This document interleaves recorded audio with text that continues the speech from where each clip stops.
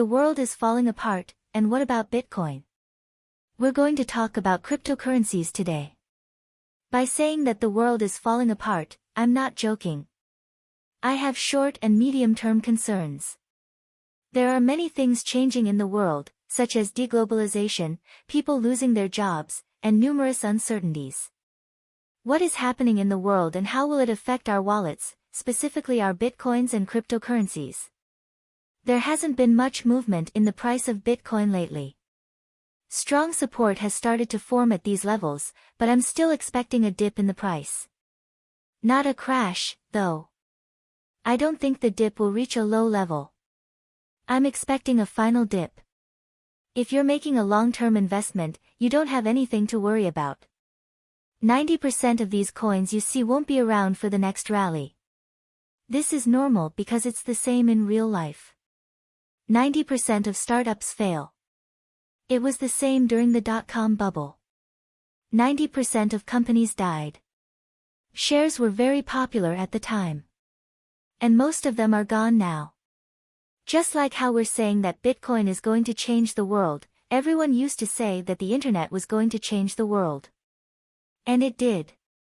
Most of the technology and internet shares died, but a few of them changed the fate of the world and made a lot of money for their investors, like Apple. The survivors here will change the world and make a lot of money too. The survivors will be massive, but if you want to minimize your risk, you should definitely have Bitcoin and Ethereum in your basket. Because there is no other investment tool that has such advanced adoption, doesn't have any limits, is being used by citizens of every country, and even though it has grown so much, it offers 4-5x potential in a few years. Honestly, if your entire portfolio is Bitcoin, don't expect huge profits, but I think 4-5x in a few years is great profit. I'll mention a few altcoins that I think will survive. There has been a concept that has dominated the world for the past 75 years, which is globalization. When everything was going well, the supply system was working smoothly. Countries were exporting and importing. But then the pandemic occurred in China. And when China shut itself off, that's when things started. Suddenly, the supply chain was disrupted and countries saw that they were dependent and alone. The health system in Italy collapsed and no help came from anywhere in the world. Surgeries were not being performed and no country cared. Countries realized that they are alone and how dependent they actually are on each other. For example, interest rates are actually quite low compared to inflation. Real interest rates are very low, but banks are not choosing to lend much, especially if you are importing. It is hard to find credit.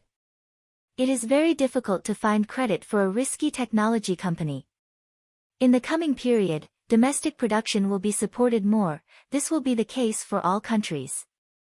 Most investors think that it is a good thing for the Fed's monetary policy to reverse its pivot. However, historically, when the Fed lowers interest rates, it is not the end of a bear market in stocks or other capital markets, it is the beginning. In the short term, there are still no signs of correction and there are some problems. According to a new report by the International Labour Organization, global inflation crisis, poor economic growth, contraction in the economies of many countries, and an environment full of uncertainties have caused real wages and salaries to fall globally. This is the first time it has happened in the 21st century. It is the first time that people's income has fallen globally in the 21st century. In the past 100 years, we have seen a globalization process that has brought many countries and economies closer together. However, in recent years, we have seen a trend towards deglobalization, with countries becoming more isolated and focused on protecting their own interests. This has been driven by a variety of factors, including economic competition, trade disputes, and political tensions. One significant problem that has arisen as a result of deglobalization is a lack of trust between nations, as they become more skeptical of each other's intentions and are less willing to cooperate on issues of mutual concern.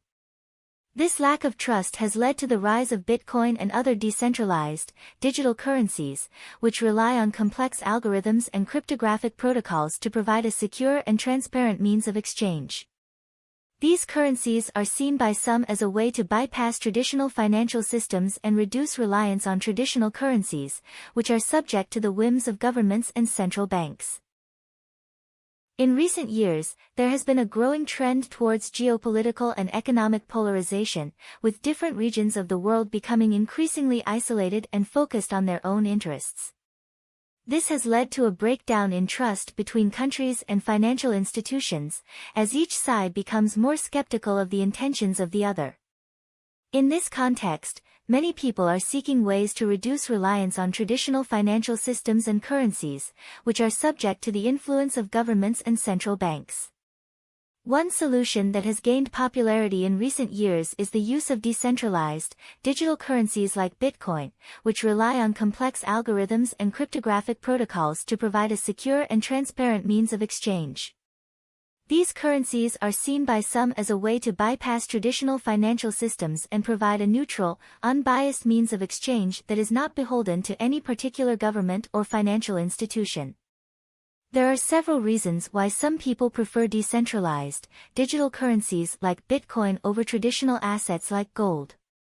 One reason is that Bitcoin is not controlled by any government or financial institution, which makes it less vulnerable to interference or manipulation.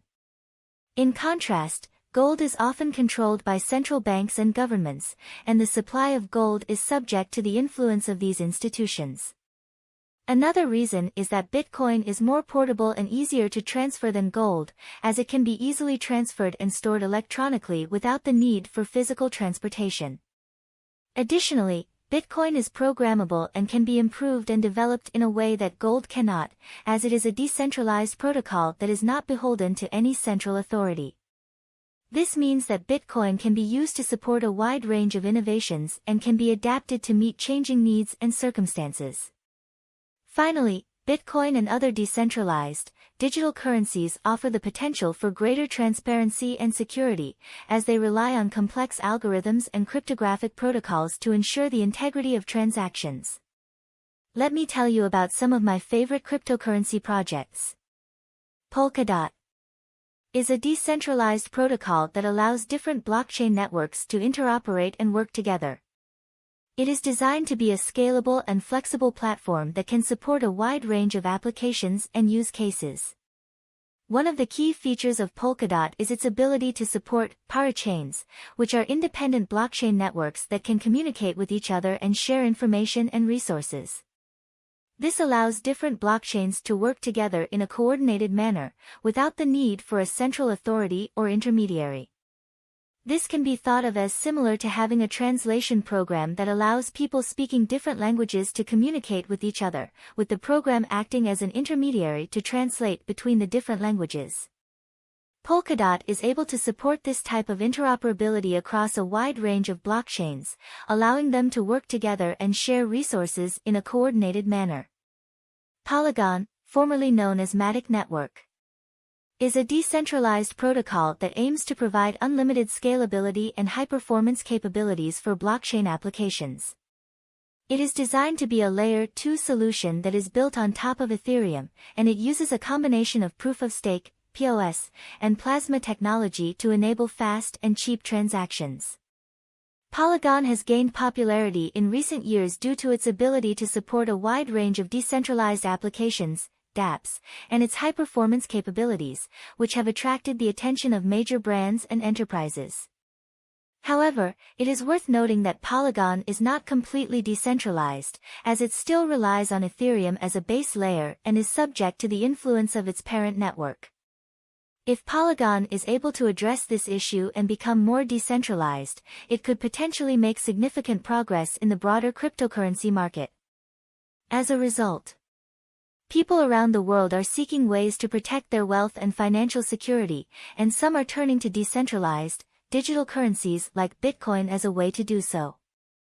These currencies are seen as a way to bypass traditional financial systems and reduce reliance on traditional currencies, which are subject to the whims of governments and central banks. In the long term, it is likely that Bitcoin and other decentralized, digital currencies will continue to gain in popularity as people seek ways to protect their wealth and financial security in an increasingly uncertain world. Thank you for watching. Don't forget to subscribe to stay up to date on new videos.